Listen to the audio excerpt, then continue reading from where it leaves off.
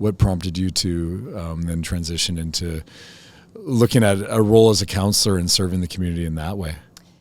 So I think experiencing community in that way, I think I've always been interested in running on some level of government, and it's just been part of my, growing up. My parents were always quite political and engaged. So I think politically engaged would be the right word. But in 2014, I went to an all candidates meeting, and I'll never forget, it was a Chamber of Commerce, and I think there were 25 candidates, and they all had to put up a thing, and they had to, talk about, water, sewer, and sidewalks. And I thought there is just no way I could ever do that.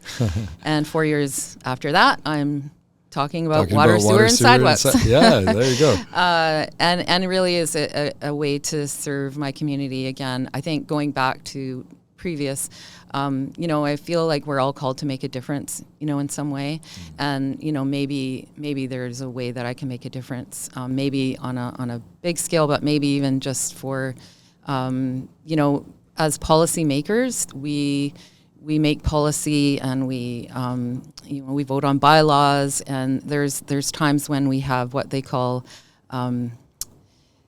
circumstances where those policies have a different effect, and they might actually hurt people. So that's our job. I feel as councillors, I feel like as part of our role as councillor is to make a difference and make sure that life is a little easier for people who live in our community.